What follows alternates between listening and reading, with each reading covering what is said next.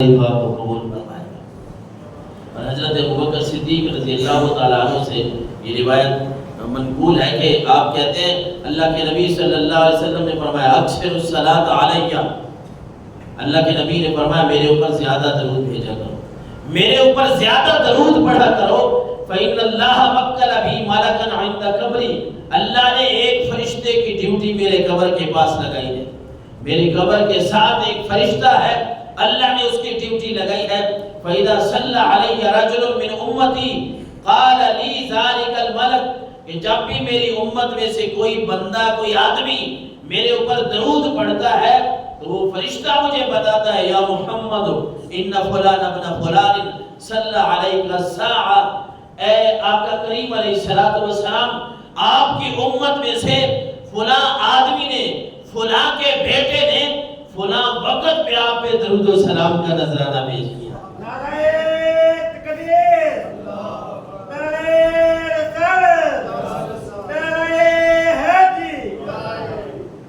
کتنی خوبصورت بات ہے کہ اگر آپ چاہتے ہیں اور ہر مسلمان چاہتا ہے کہ میرا نام اللہ کے نبی کی بارگاہ میں لیا جائے، کتنی خوش قسمت ہے وہ لوگ جو درود پڑھتے ہیں اور اللہ کے نبی کی بارگاہ میں اپنا نام لکھواتے ہیں، وہاں حاضری لگواتے ہیں۔ وہ کتنے خوش قسمت لوگ ہیں کہ اللہ کے نبی صلی اللہ علیہ وسلم خود فرما رہے ہیں جو مجھ پہ درود پڑھتا ہے مجھے فرشتہ آ کے بتاتا ہے کہ محمد صلی اللہ علیہ وسلم فلاں کا بیٹا، صرف فلاں نہیں بلکہ ابے کا نام بھی ساتھ لیا جاتا ہے۔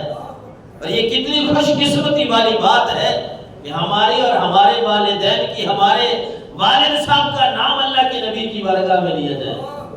یہ اللہ کے نبی نے فرمایا بھائی مجھے آگے بتایا جاتا ہے کہ آقا کریم علیہ السلام فلاں جو فلاں کا بیٹا ہے انہوں نے فلاں ٹائم پہ فلاں وقت پہ آپ کی بارگاہ میں درود و سلام کا نذرانہ بھیجا۔ کتنی خوبصورت بات ہے۔ اور ہم ہر بندہ چاہتا ہے کہ میری حاضری آقا کریم علیہ السلام کی بارگاہ میں لگ جائے۔ پھر جب جا رہے ہوتے ہیں حاجی عمرہ والے لوگ، ہم ایک ایک کی منتیں کر رہے ہوتے ہیں، فتلے کرتے ہیں، کرنے چاہیے، ان کو سلام دینا چاہیے۔ یار آپ جو سونے مدینہ میں جا رہے ہیں،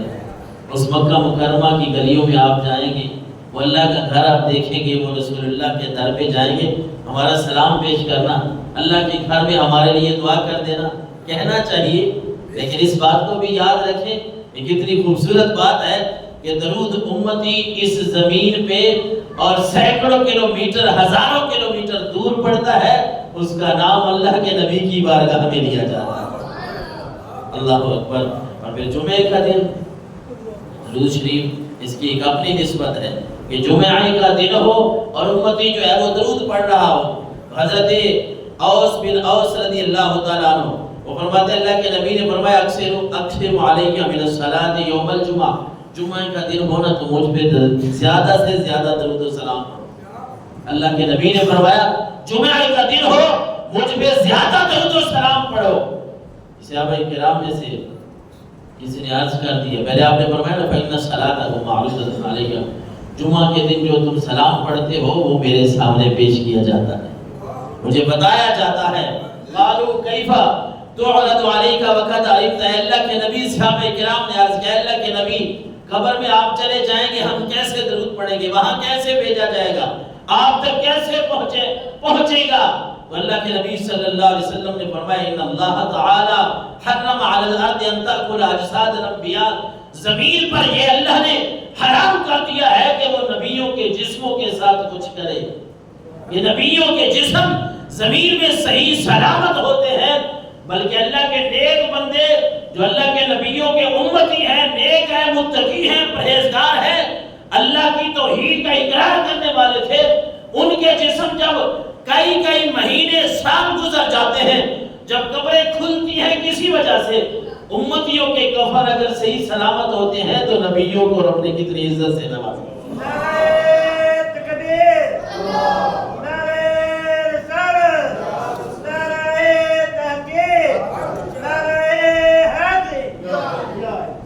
اس لیے ایک تو ہمارا یہ عقیدہ اور ایمان ہے کہ ہمارے آقا مولا صلی اللہ علیہ وسلم ہمارا درود ان تک چاہتا ہے، تو پھر آپ نے اگر حاضری لگوانی ہے، آپ نے اگر یہ حاضری لگوانی ہے کہ میرا نام، میرے ابا جی کا نام حضور کی بارگاہ میں لیا جائے. پھر آپ جب بھی یہ بات یاد کریں نا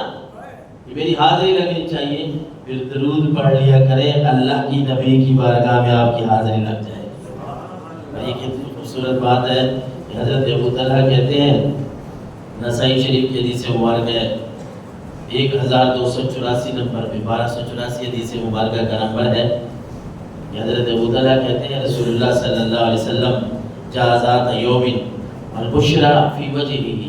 آپ ہمارے درمیان تشریف لائے تو بڑے خوشی کے آثار تھے آپ کے چہرے، آپ مسکرا رہے تھے، آپ کے چہرے پہ خوشی کے آثار ہم نے جو دیکھے تو ہم نے عرض کر دیا یا رسول اللہ صلی اللہ علیہ وسلم انا لنرى البشرى، اے اللہ کے نبی ہم آپ کے چہرے پہ خوشی کے آثار دیکھ رہے ہیں، آپ خوش نظر آ رہے ہیں، آپ کا چہرہ کھل اٹھا ہے. فقال انه آتانی الملک، اللہ کے نبی صلی اللہ علیہ وسلم نے فرمایا اے میرے صحابہ ابھی ایک فرشتہ رب نے میرے پاس بھیجا تھا،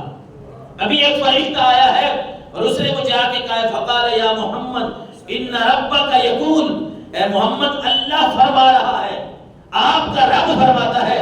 اما یردیک انہ لا یصلی علیک احد الا صلیت علیہ عشرا ولا یسلم علیک احد الا سلمت علیہ عشرا. اے نبی کیا آپ اس بات پہ راضی نہیں ہے کہ جب بھی آپ کا کوئی امتی آپ پر 10 مرتبہ درود پڑھتا ہے اللہ اس پر 10 رحمتیں نازل فرما دیتا ہے.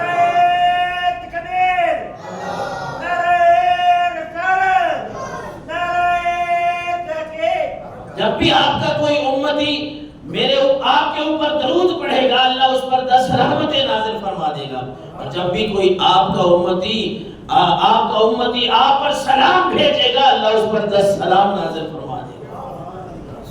درود شریف ایک ایسی عبادت ہے انسان جتنا بھی پریشان ہو، جتنی بھی پریشانیاں ہو، اللہ کے نبی صلی اللہ علیہ وسلم نے خود فرمایا. ایک صحابی نے آ کے عرض کیا تھا نا، حضرت ابی بن کعب کی جو مشہور روایت ہے کہ آپ صلی اللہ علیہ وسلم آپ اللہ کے نبی ہیں اور اللہ کا خوف کتنا ہے اور اپنی امت کو سکھایا کیا ہے. اس حدیث کے پہلے حصے کی اگر بات کریں تو حضرت ابی بن کعب کہتے ہیں کہ رسول اللہ رات کو اٹھے، رات کے تیسرے پہر میں آپ اٹھے اور پھر آپ اس وقت لوگوں کو کہہ رہے ہیں، شاید کہ سننے والے تو اتنے نہیں ہوں گے لیکن اپنی امت کو سبق دے رہے ہیں. رات کو اٹھے، صحابی کہتے ہیں حضور نے کہا یا ایھا الناس اذکروا اللہ، اے لوگوں اللہ کا ذکر کرو، اللہ کو یاد کرو، اللہ کا ذکر کرو. اذکروا اللہ، اللہ کا ذکر کرو. آپ قیامت کا تذکرہ کر رہے ہیں لوگوں، وہ کھڑکھڑانے والی آ گئی ہے، وہ قریب ہے، وہ قیامت تمہارے قریب آ گئی ہے. آپ اس وقت جب لوگ سو رہے ہیں لوگوں کو بتا رہے ہیں کہ لوگوں اللہ کا ذکر کرو. حضرت ابی بن کعب نے عرض کیا تھا کہ اللہ کے نبی میں آپ پہ کثرت سے درود و سلام پڑھتا ہوں، میں اپنا کتنا حصہ، اپنا وقت کا کتنا حصہ آپ پہ درود پڑھوں. اور پھر انہوں نے عرض کیا تھا کہ اللہ کے نبی صلی اللہ علیہ وسلم میں نے جو اپنے وظائف، اپنا ٹائم جو مقرر کیا اس کا 4تھا حصہ آپ پہ درود پڑھتا ہوں اس وقت کا. اللہ کے نبی نے فرمایا یہ بھی ٹھیک ہے لیکن فَإِن زِدْتَ فَهُوَ خَيْرٌ لَكَ، اگر تو اس سے زیادہ